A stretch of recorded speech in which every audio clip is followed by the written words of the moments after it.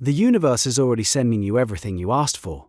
You're just sending the packages back, unopened. You believe your manifestation is failing, when the truth is your recognition has failed. And the force causing you to reject these deliveries is a specific kind of impatience you likely practice every single day. You ask for courage, you get a situation that terrifies you. You ask for financial abundance, and the next day, you get laid off from the job you hate. The delivery looks nothing like the order form, so you mark it Return to Sender. Impatience expects a result. The process delivers a catalyst. It gives you the raw material for the thing you want to build. The finished product arrives later. The layoff is the space to build a business. The terrifying situation is the gym where you train the muscle of courage. But your impatience sees only the problem. It scans the horizon for the destination and completely misses the path being paved at your feet. This creates an invisible gap, a lag between the request and the recognition. Think of it like a cosmic echo. You shout your intention into the void, and for a while, the only sound is silence. The air feels still. It's in this silence that most people lose their nerve. They start whispering doubts, wondering if anyone heard. Then they start shouting them. They fill the quiet with so much static that they can't hear the faint reply when it finally arrives. This period of quiet is a construction zone. Your subconscious mind and the world around you are rearranging themselves to accommodate the new reality. New neural pathways are being formed, like faint trails in a dense forest. Old beliefs are being dismantled, brick by brick. Chance encounters are being lined up. Opportunities you can't even see yet are percolating just below the surface of your awareness. This is a delicate, complex operation. Your impatience is a sledgehammer in this operating room. Every time you refresh your email, check your phone, or scan your life for evidence, and conclude it's not working, you send a shockwave through the system. You are literally instructing your brain to keep filtering the world in the old way, to keep looking for evidence that nothing has changed. Your brain, being an obedient servant, will always find what you instruct it to look for. It will show you all the reasons you're right to be impatient, all the proof that you're stuck. But what if that feeling of being stuck is actually the first sign of movement, the friction before the motion? It's the tension on the bowstring just before the arrow is released. And the reason you misread this tension is because it's happening inside a system that was never designed for your growth. It was designed for something else entirely. That system is designed for your survival, and survival runs on one fuel: predictability. Your brain's primary job is to keep you safe by making sure tomorrow looks almost exactly like today. Your great ambition, your grand vision, is a threat to this system. It represents a massive, unpredictable change. The moment you commit to a new future, you declare war on your own survival instincts. Your impatience is the first soldier that predictability sends to the front lines. Its mission is to get you to retreat to the familiar. Your brain has a filter, a sort of gatekeeper for your attention. It's often called the reticular activating system. It's the reason you can learn a new, obscure word and suddenly hear it 3 times in the next 24 hours. The word was always there. Your filter just wasn't programmed to notice it. You are constantly programming this filter with your focus and your dominant emotional state. When you live in a state of lack, your filter is expertly trained to spot evidence of lack. Overdue bills, limited opportunities, disappointing conversations, that's all it lets through the gate. Your environment reinforces this. The people you talk to complain about the same problems. The news you watch confirms your fears. When you try to manifest something new, you're attempting to give this gatekeeper a new set of instructions. Show me abundance, show me opportunity, show me love. But the old programming is deep, it's efficient. It's been running for years, reinforced by everything and everyone around you. Your impatience is the act of checking on the new gatekeeper every 5 minutes and yelling, "Are you working yet?" This constant interruption prevents the new program from ever fully installing. It keeps resetting the system to the factory default. The default is your old identity. The frustration you feel is the friction of 2 operating systems trying to run at the same time: the old survival program and the new thriving program. One is fighting for what is known, the other is fighting for what is possible. And the feeling this battle produces in your body is deeply uncomfortable. It's a specific kind of internal chaos, which is precisely why your nervous system is about to get involved and cast the deciding vote.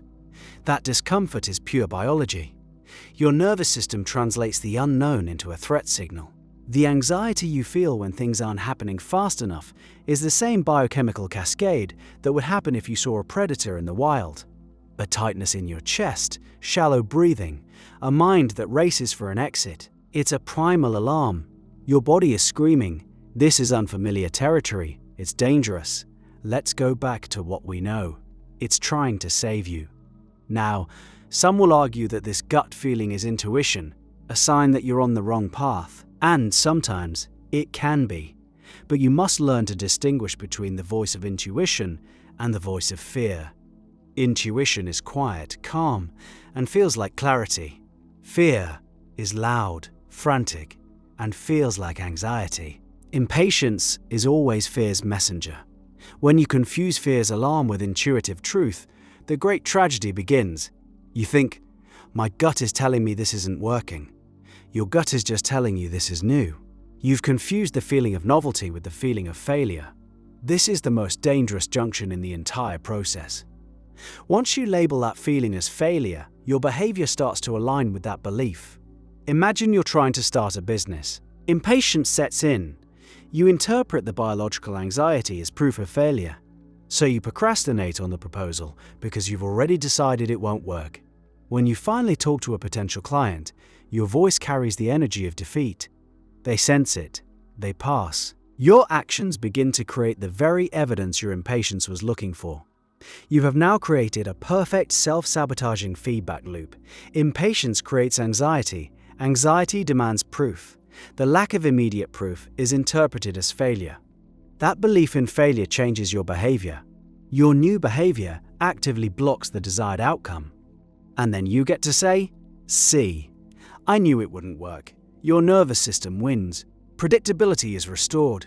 You're safe again, back in the familiar misery you wanted to escape. It's a prison where the bars are made of your own need for certainty. Breaking out is about changing the game you're playing. It requires you to stop measuring the one thing you're obsessed with.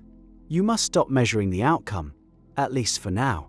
Obsessing over the external result is like being a farmer who plants a seed and then digs it up every morning to check for roots.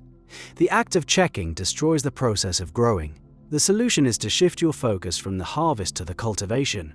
Your new metric is your alignment with the identity of the person who has what you want. That's it. That is the only thing you track. You want to be wealthy. Your focus shifts from checking your bank account to spending 1 hour today thinking and acting from a place of abundance. Learning a new skill, researching an investment. Providing value without desperation. You get a score of 100% for the day if you do the actions of a wealthy person, even if your account balance doesn't change by a penny. You want to be a painter? Your win for the day is mixing colors for 15 minutes. The victory is in the action of being, not in the result of selling a masterpiece. A rejection from a gallery is no longer a failure. It's evidence you're being a professional artist, the kind who submits their work. It's a vote for your new identity. This flips the entire dynamic. It moves the source of validation from the unpredictable outside world to your predictable inner world. You regain control. Impatience dies when you have 100 small wins to celebrate every day. You're no longer waiting for the world to give you permission to feel good. You are generating that feeling yourself through your own disciplined action. Each action is a vote cast for your new identity. One workout is a vote for "I am a healthy person." Writing one page is a vote for "I am a writer." At first, these votes are against a landslide of old evidence, but you keep casting them. Day after day, this is the real work. It's the boring, unsexy, repetitive process of becoming. And while you're busy casting these votes, something quiet and profound begins to happen in the background. The world around you starts to reorganize itself to match the identity you are so consistently embodying. The opportunities you are desperately seeking start to find you, often through unexpected channels. The people you wanted to connect with are suddenly introduced to you. The results start to appear. They show up so naturally that you almost don't notice them at first. They feel less like a magical gift and more like the obvious logical consequence of who you have become. And then you understand. The time delay was never a test of your patience. It was a gestation period for your identity. It was the space you needed to grow into the person capable of holding the reality you desired. Without that growth, receiving what you wanted would have been a disaster. You would have sabotaged the wealth, you would have ruined the relationship. You would have cracked under the pressure of the success. Those packages that looked like problems at the beginning? They weren't obstacles, they were your curriculum. The layoff that taught you resilience, the rejection that taught you self-worth, the silence that taught you faith. Your impatience was just a desire to graduate without ever attending class. The universe isn't a cosmic vending machine you put desires into. It's a mirror. It reflects who you are being day in and day out. The only real question is what reflection you're choosing to cast. Because the ballot box has been